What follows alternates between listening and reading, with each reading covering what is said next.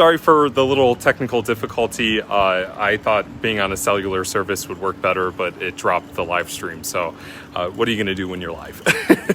There's always going to be technical difficulties. So hopefully the members who are watching before were able to see that introduction from Michael, and hopefully you guys will be able to rejoin us in a few seconds. Let's regroup as the live stream starts back up again. Whoever is listening, hopefully you guys can hear me. Hi, Mom. My mom just started watching, so thank you guys. Hey, Drive Electric Columbus, appreciate the support. So anyways, without further ado, we will start talking about the 2020 Nissan Leaf Plus SL. So the Nissan Leaf SL, the 2020 year, has actually been redesigned to reflect Nissan's current design language. So if you guys have not seen the Nissan Leaf in person yet, Nissan did a really good job with redesigning this vehicle. Their new design language is actually called V-Motion, and what that means is that you have this V-Motion like grille. It actually looks like the shape of the letter V, and they did a great job with redesigning this. Since this is the SL trim, you actually get standard LED headlights, a beautiful LED daytime running light, incandescent blinkers, as well as fog lights down below. Okay. Drive Electric Columbus said the feed was in and out. Sorry guys, bear with us. Thank you guys for watching too. Just keep rolling. Okay, perfect. So with the redesign, and this being the SL trim, you are going to get more upgraded features. For example, you get 17-inch alloy wheels, which is an upgrade from the lower trims. And with this being a Plus model, the vehicle actually comes with a much bigger battery pack. The Nissan Leaf offers two different battery packs. Comes base level is a 40 kilowatt, and if you go up to the Plus trim, it actually comes with a 62 kilowatt hour battery pack, which with the bigger battery pack, it offers more power, more range, and things of that nature. With the Plus, you're looking at about 214 horsepower, 250 pound-feet of torque, and an EPA estimated range of 226 miles, which is a huge increase compared to the previous generation Leaf that offered only a little bit further than 100 miles. So Nissan is doing a really good job with coming out with new battery technology to help you drive further. One thing that you should know about the Nissan Leaf is that the battery pack is actually air-cooled. So what that means is that the battery pack controls its temperature based on ambient temperature, so the exterior temperature. There's no thermal management system for the battery pack to kind of regulate its own temperature. So Nissan has proven in the past that this technology works well for their vehicles, and they are continuing using it for these cars. One other thing to mention about the Nissan Leaf, the 2020 model year, is that the design language is very futuristic and very modern. Nissan has kept up with its other family members in its lineup. You have these boomerang-shaped taillights, which are full LED brake lights with an incandescent blinker as well as a reverse light. And one other feature that you will probably be seeing on a lot of vehicles now is this blacked out roofline. So what this creates is this floating effect where the roofline looks like it's floating, literally. So it's pretty cool what they've done with the Leaf. Another cool design feature is that it has blue accents all over the vehicle. Nissan has kind of coined this color for their zero emission vehicles, and they definitely wanted to let you know and other people know that this is an electric car. This is a 5-door hatchback. It sits 5, and you get a lot of different functionality just because it is a hatchback. So let me pop the trunk so you guys can see just how much space is in there, and hopefully that's not too dark and you guys can see that okay. It's pretty nice. I really like this high trunk lid. It allows you to get storage and like other products and stuff like that back here. What's really cool about the trunk too is that when you go with the SL trim, you actually get a Bose energy efficient sound system.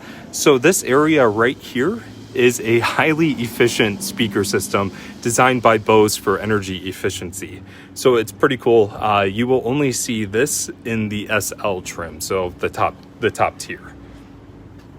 No power liftgate for the Nissan Leaf, which is pretty standard in this class of electric vehicles. Another unique feature of the Leaf is that the charge port is actually located up front.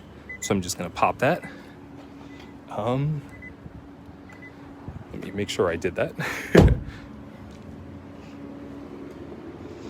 Sorry guys, give me 1 second.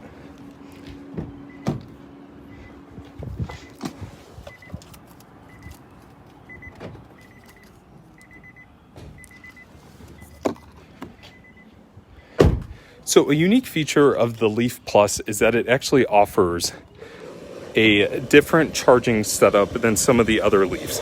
And what I mean by that, and I apologize for the background noise, is that the Nissan Leaf Plus can actually charge at a higher rate than the lower battery pack, which is the 40 kilowatt. So the charge port is actually located directly up front, which is pretty cool. A lot of EVs are actually starting to do that now. Some EVs have the charge port on the side or in the back where you would typically find like a gas cap. But I think it's pretty cool that Nissan stuck with the charge port up front. So one way that you can also tell that you have the Plus trim is that literally you'll find these little logos all over the vehicle. And now the different charging standards for the Leaf Plus is you get a DC fast charging standard called a CHAdeMO standard. So pretty much what this is you're going to find this on a lot of Asian-made vehicles. A lot of vehicles coming from Japan, a lot of the Japanese brands put this charging standard on their vehicles. And then you have the universal standard here in the United States, which is the J1772 charging standard, which you're going to find on a lot of level 2 and public charging stations. So it's nice that Nissan gave you two different options. You have your fast charger, and then typically what you would charge with at home or out in public. Everything is spring loaded, which is really nice, and you get like a little nice LED up top for at night when you need to charge.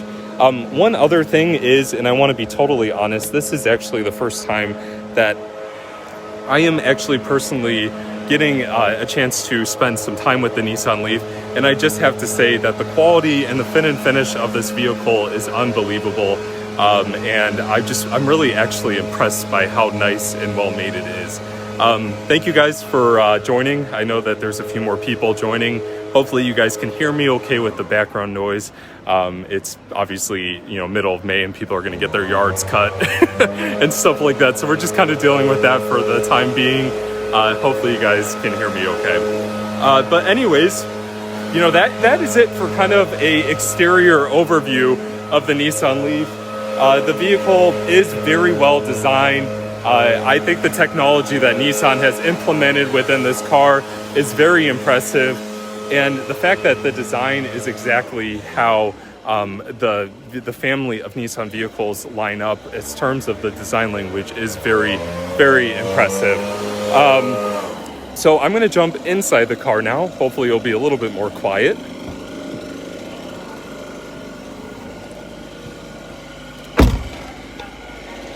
So this is the interior of the Nissan Leaf Plus.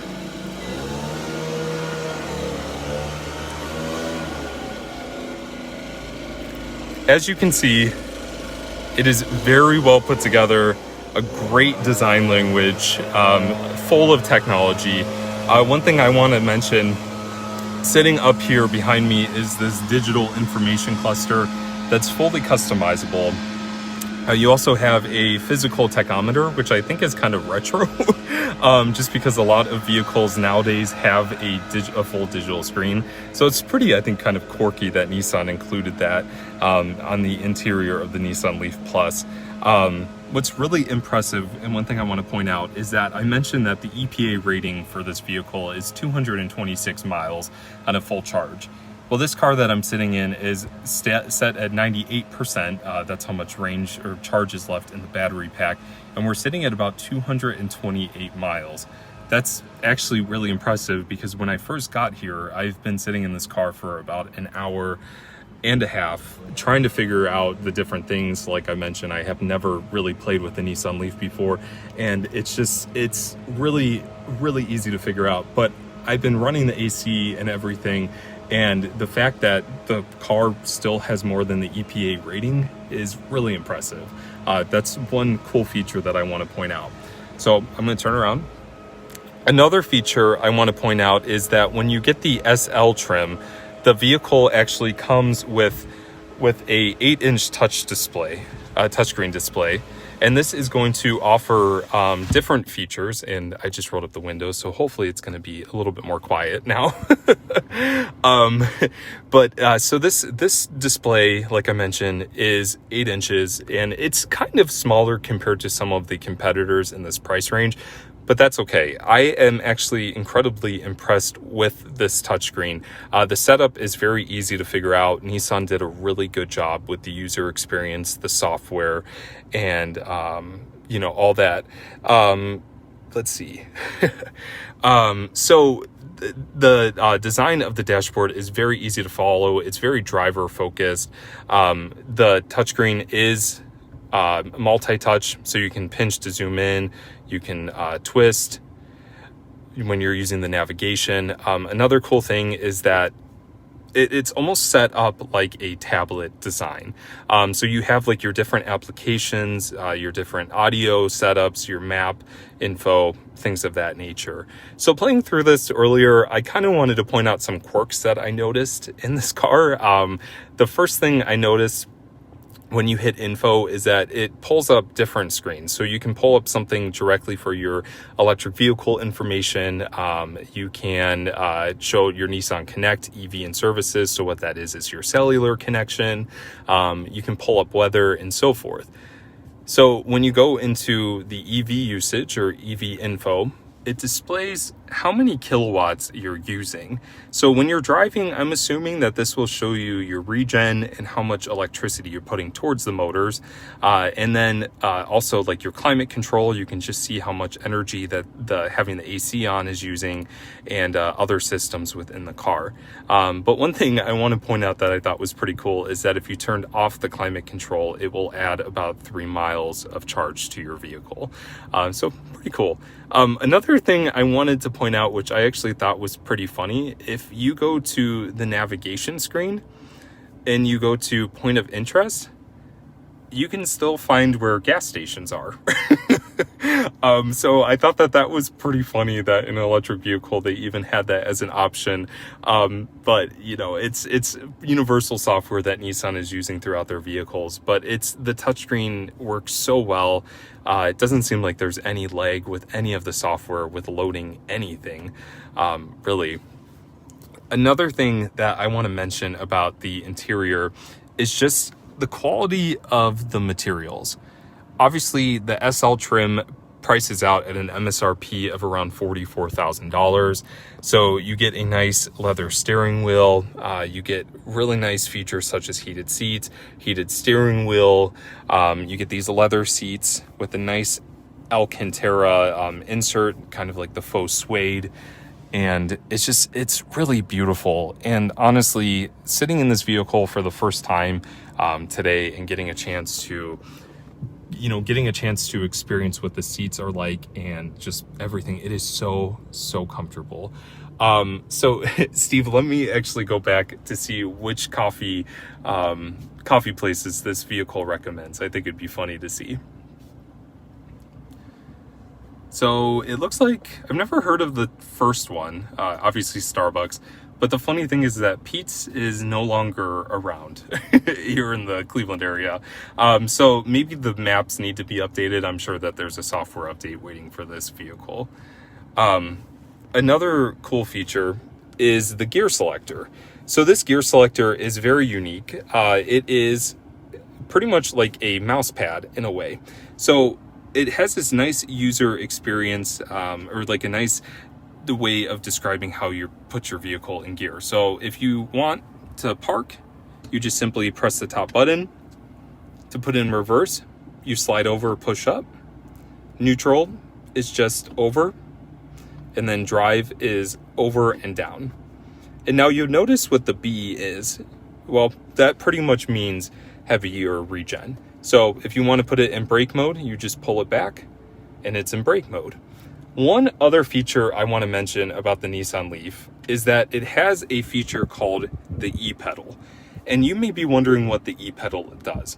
So pretty much what that allows is that it allows one pedal driving. And if you're wondering what one pedal driving is electric vehicles have a, it's not really a feature, it's a standard for the electric motors. It's regenerative braking. So when you take your foot off the accelerator, the motors actually start slowing down, which creates more of a traction and a pull with the taking the kinetic energy from the wheels and storing it back in the battery pack.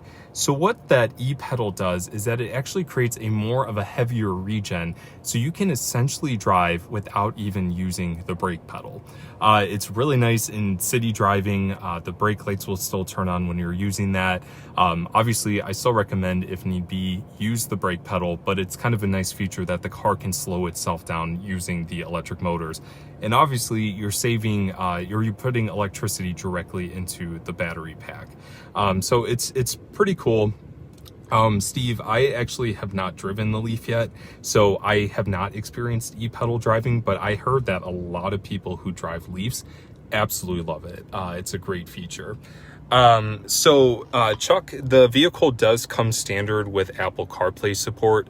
Obviously, I don't have a USB port or cord with me right now to show you that, but it does offer that. Another feature I wanted to show you guys is this vehicle comes standard with a 360 camera system. So what that is that Nissan calls it their surround view. So you have cameras on each mirror up front, in the back, and it actually stitches all these pictures together or video feeds together to create this bird's eye view of your vehicle. Obviously, you have your backup camera, which is standard on the Nissan Leaf, but you have to go to the Plus or the SL trim to get the Sky View option. So it's really cool when the vehicle backs up, all this feeds stitched together, and you get an idea of what objects are around you. Obviously, if you look right there, you can see that there is a storm drain. And if you hit camera again, it gives you a better idea of what, what's around you. So you can see that that camera is pointing towards the passenger front side. So if you're looking to park your vehicle and there's blind spots, this live feed of sorts allows you to see what's around you. It's pretty impressive. I will say that that's one feature that I absolutely love about the Nissan Leaf. One other feature I wanted to show you guys, just because I've been rambling a lot, we're going to jump to the Bolt in a second, is a Pro Pilot feature that Nissan is claiming to be on the same lines as Tesla's Autopilot. And I really wish that I've had some road experience with this vehicle, but I've heard that this feature is really, really nice. So you have this button right here, and when you press that, it will actually show, let me pull that up. What's also really nice is that the screen is totally customizable. Sorry guys, still learning. So you can see in the screen that it shows you how far away from a vehicle you want to be placed when you're driving. So the Pro Pilot system is a safety feature system that Nissan is starting to put on a lot of their vehicles that offer things like a lane keep assist, adaptive cruise control, rear cross traffic alert, blind spot warning, and so forth. Essentially, when you are driving on the highway, the vehicle will stay in the lane for you. I don't know personally if the vehicle will switch lanes for you, like if you use your blinker. I'll have to dive further into that. Oh, thank you, Drive Electric Columbus. It does offer Android Auto as well, which is really nice to be able to have both of those features in the car. So it's pretty nice that you have those features, especially the adaptive cruise control. That is one thing. I'm a Bolt driver, and that's one thing that I really wish my car had. So without further ado, this is the 2020 Nissan Leaf Plus SL. I will be switching over to this beautiful matte or slate gray Chevy Bolt LT. So let's get over there. Now you guys are going to hear some more lawn mowing.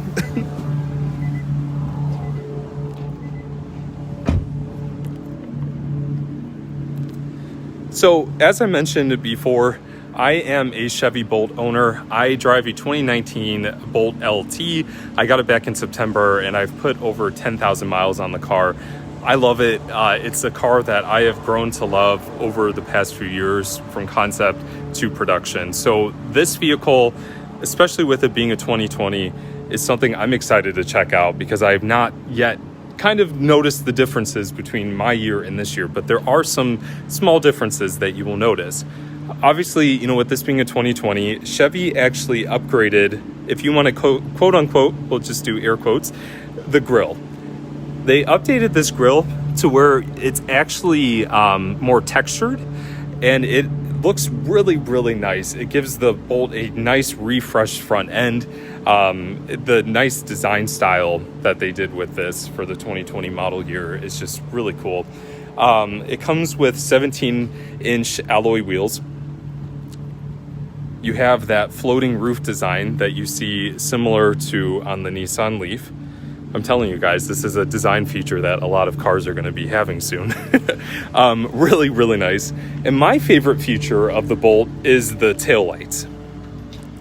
Now these taillights, and it may be hard to see, to me, they look like they're shaped like little lightning bolts. And the lightning bolt is one of my favorite symbols for obvious reasons, for my channel being called Be Energized.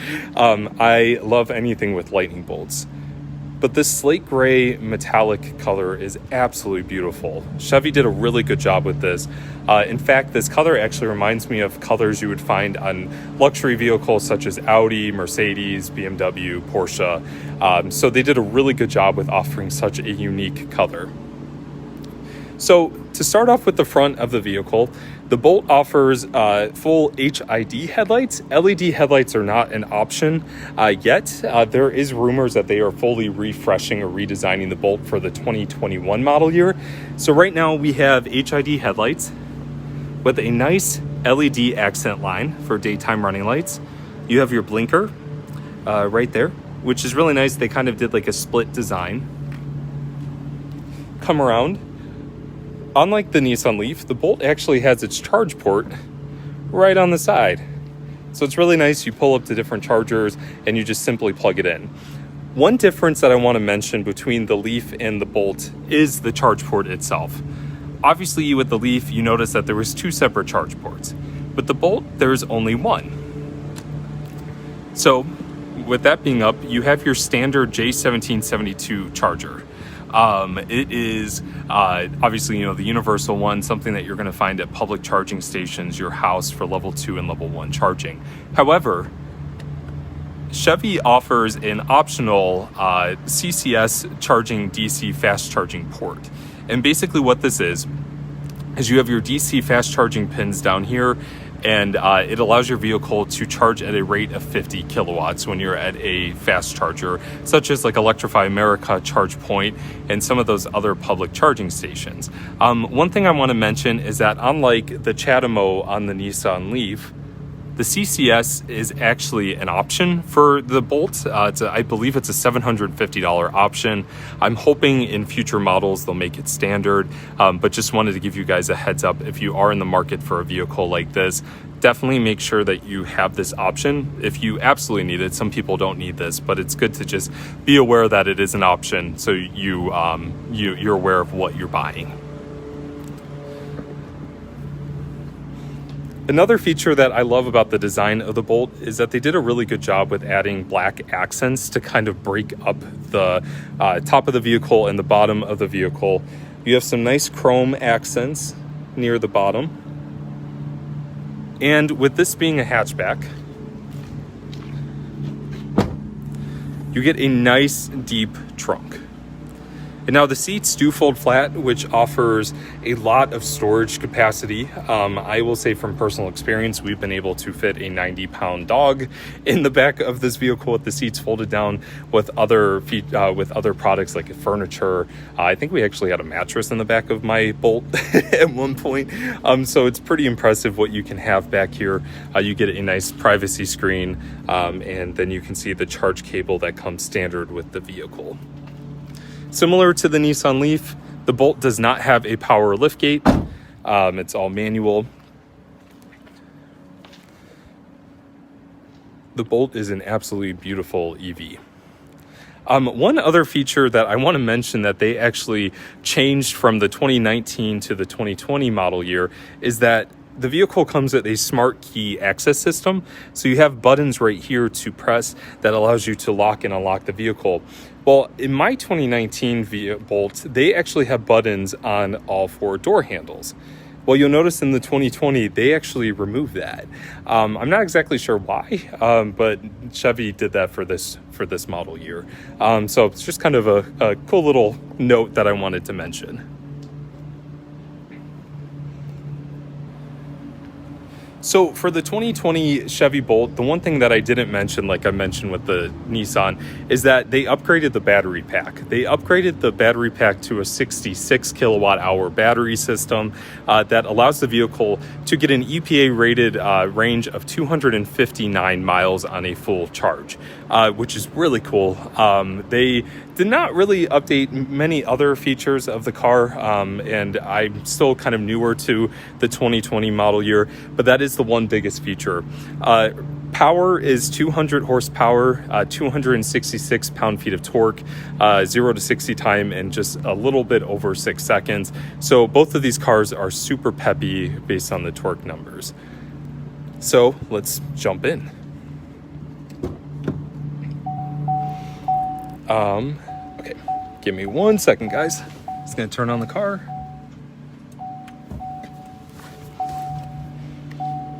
So you'll notice the Bolt has a really nice minimalistic interior design. Chevy did a really good job with picking out different materials and patterns for the inside of the Bolt, breaking up the different materials on the door panel. Really nice two-toned cloth seats on the LT trim, and I apologize about that beeping. I can jump in a second.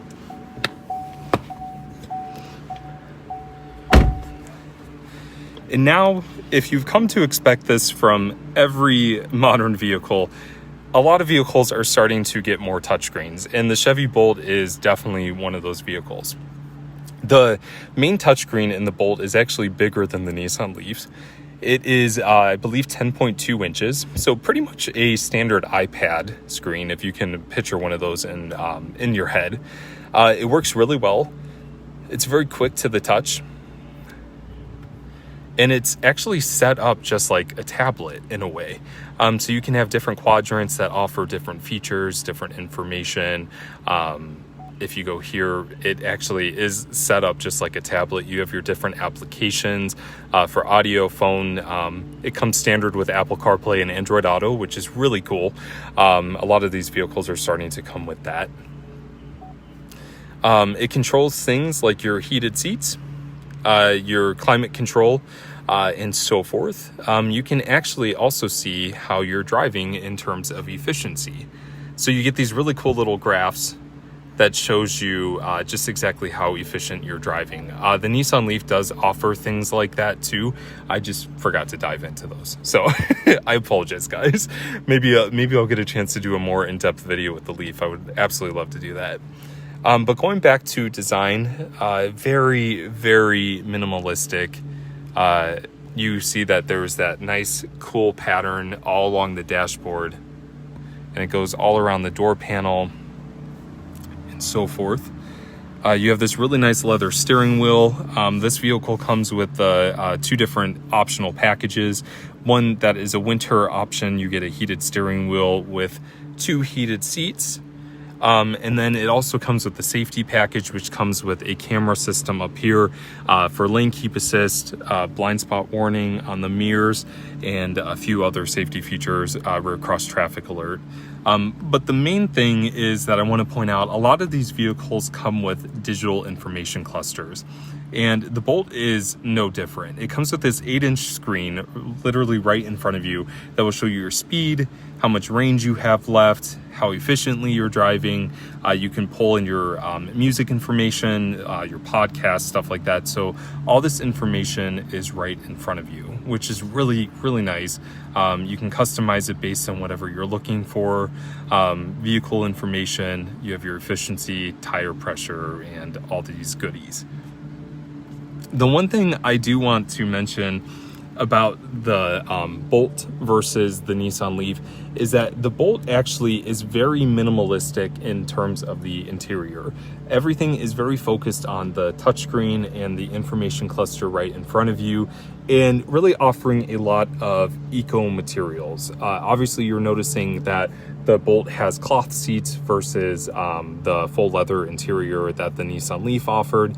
Well, that's because this is the LT trim. And if you go for the top trim in the Bolt lineup, there's a Premier model that gives you, I believe it's leatherette seats, and it gives you more goodies in terms of exterior options, more design features. You get machine finished wheels and a lot of other goodies. But the LT does offer a lot of standard features, including these really durable cloth seats.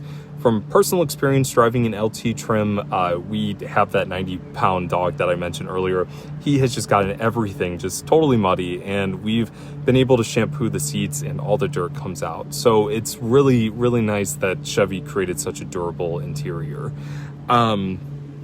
With that being said, I am going to open this up for questions. I know that I have been talking for about 30 minutes now on the Bolt and the Leaf. Hopefully you guys can hear me. Thank you guys for joining us again. We really appreciate it. But let's open up for questions. What kind of questions do you guys have? I'm gonna step outside and enjoy the sun while it's rare here in the Cleveland area.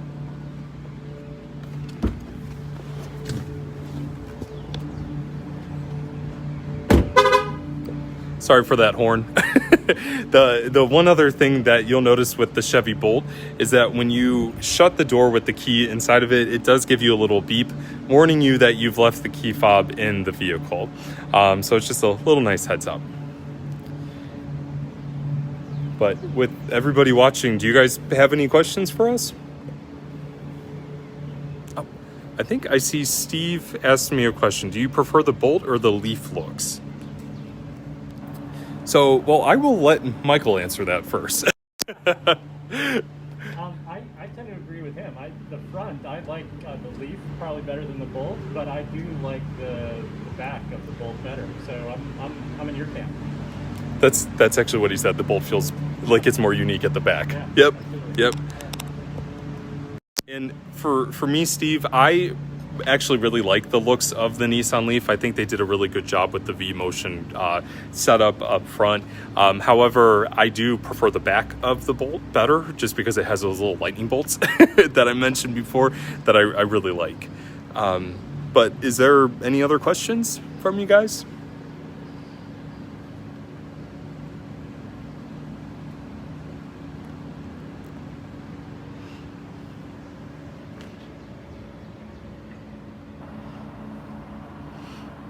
I'm gonna leave the question door open for a few more minutes. Is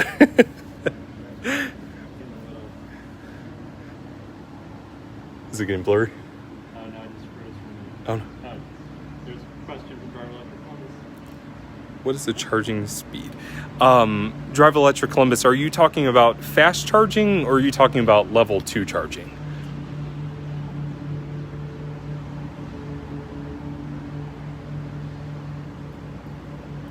Oh, so it looks like we just got 3 questions in. Those are really, really good questions. I will start with Drive Electric Columbus. The charging speed in the new Bolt is still, for DC fast charging, is still 50 kilowatts. A lot of Bolt drivers, when with the charging rate at its optimal period, is that you'll see about 55 kilowatts, which is really nice. And I believe that they actually updated the onboard charger for level 2 charging, but don't quote me on that. I'm going to have to do more research on that, but I believe that they did improve that from 7 kilowatts to, I believe, 11, but I think it's still 7 kilowatts. And Groosey, thank you for joining, another Bolt owner. So yes, like you mentioned, only the Premier Bolt comes with a roof rack option. The LT does not, but if you do go with the Premier, you actually get these really nice metal roof bars that go along the top, which gives the Bolt a much more rugged feature. Fun fact about the Bolt really quickly is that Chevy actually designed this vehicle to be very rugged and almost like a crossover, which is pretty cool. And Mom, or Bella Boggs, thank you for watching. So the Bolt battery is cooled using a thermal management system. And unlike the Leaf, where it's all air cooled, there's actually a liquid inside the battery pack that's constantly flowing throughout the car's battery to keep it at its optimal temperature. So if it's starting to heat up, it will start cooling down. If it needs heated up, it will start heating up using that liquid. So the one thing with the thermal management system is that it kind of all does it on its own, using the battery's electricity. But when you're charging your vehicle, you can actually, quote unquote, precondition the battery pack using the energy directly from the energy source, such as your house, public charger, or so forth. So it's pretty nice that you can update, or you can warm up the battery pack without using the electricity stored in the battery pack. Groovesy, is that better? Can you guys hear me okay? Yeah, I think the video might be frozen. Is it frozen? Okay. Yeah, it's hard to tell. It still looks so well on my screen. Yeah. Well, I don't know, maybe I walked away too far from the house. Oh, I guess my... Mom, can you see me okay? Nope. They're saying they can hear you. Okay, perfect. Can you guys see me though?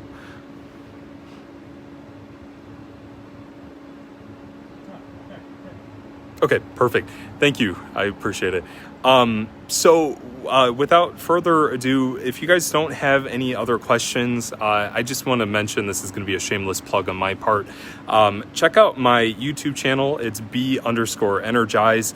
I'm doing my best to become an electric vehicle educator and creating educational content to hopefully drive the world towards a more sustainable future. But I just want to say, definitely check that out. I'll include a link on my Facebook page, and I will turn it over to Michael to end the live stream. Thank you guys for joining. Yeah, thanks everyone. On behalf of Drive Electric Northeast Ohio, really hope you enjoyed this. Really fortunate to have Brandon here to lead us through this. And if you want to see more of these in the future, just let us know. So go on to Facebook, leave us a comment, send us a direct message. And if you have ideas for future programming you'd like to see, please let us know that too. Thanks everyone. Enjoy your day.